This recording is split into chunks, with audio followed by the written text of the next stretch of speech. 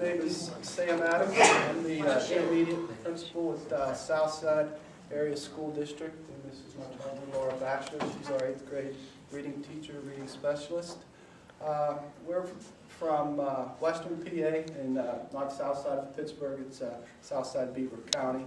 Small school, averaging about 100 students per class. So we have about 300 students in our middle school, 6, 7, 8. My partner's over there. He's our middle school principal in charge of grades 6 and 7.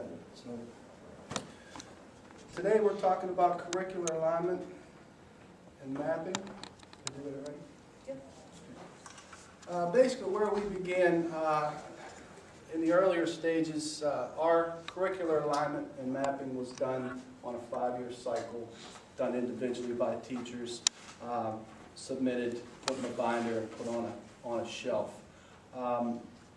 When our administrative team and our superintendent sat back a few years ago, evaluated our process, we decided that that to us was antiquated. So we decided to move forward and have our curriculum alignment be a yearly process. We wanted our curriculums, our terms, our desktop copies, not filed away somewhere.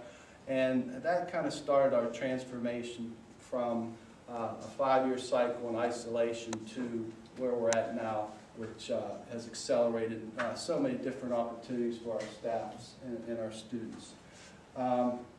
Basically, what we wanted to do, with the curricular alignment is, of course, making sure that we transitioned our grade level teachings with the appropriate Common Core state standards that were introduced recently.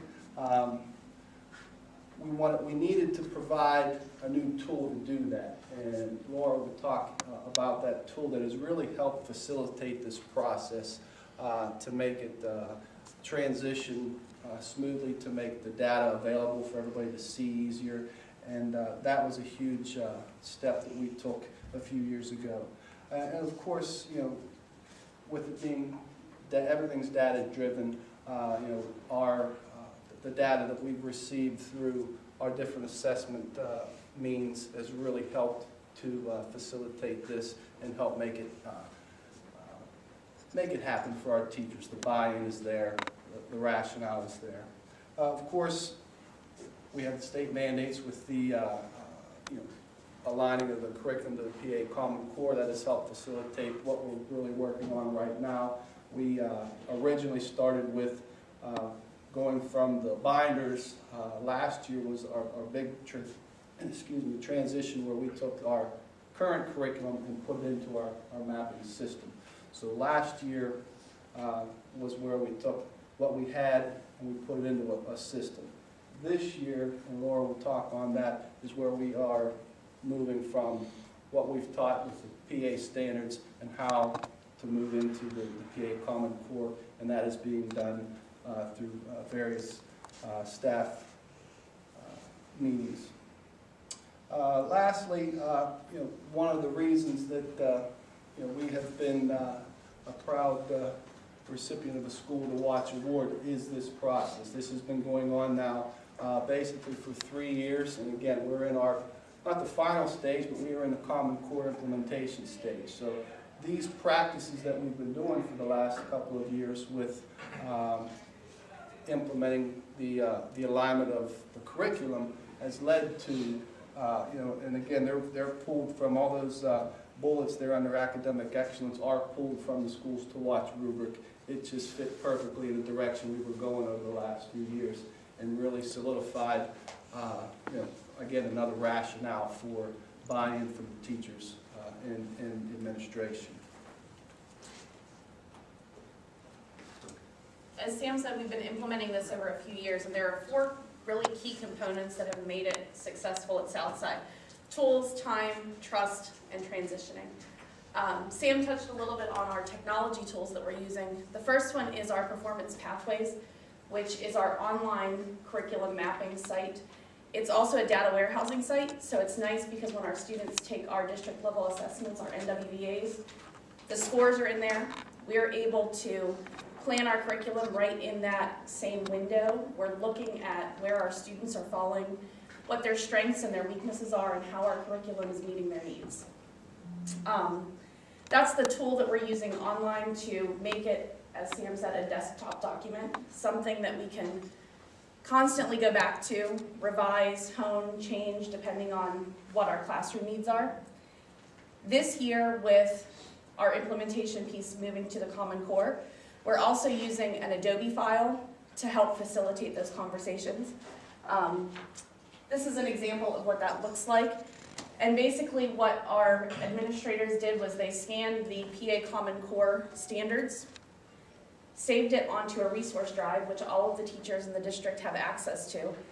And what we're doing is going through, and the little yellow bubbles that you see there are sticky notes indicating which teacher in the district is hitting that Common Core standard in their classroom. So we're able to identify some gaps in the curriculum.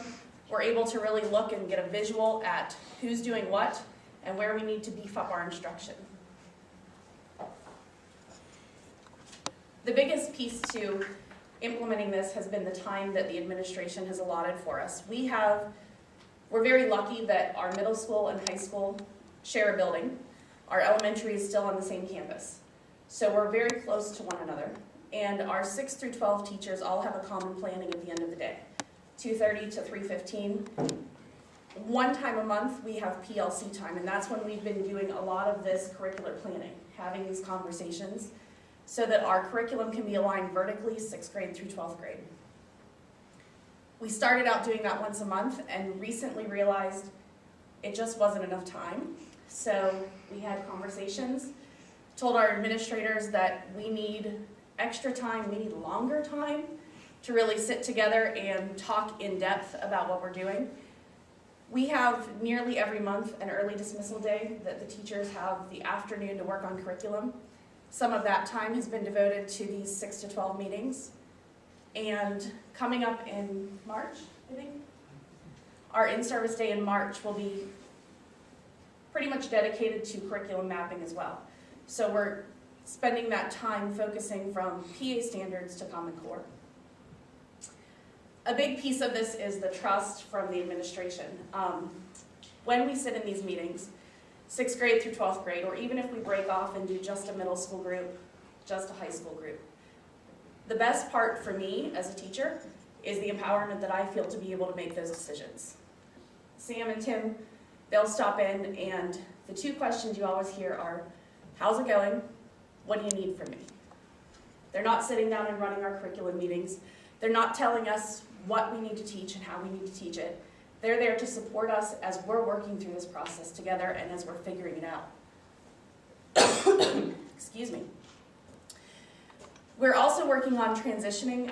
Sam is our transitional principal, 8th and 9th grade, and the transitioning piece is allowing for that vertical alignment to happen. It's also allowing us to plan cross-curricularly across the board with our unified arts teachers.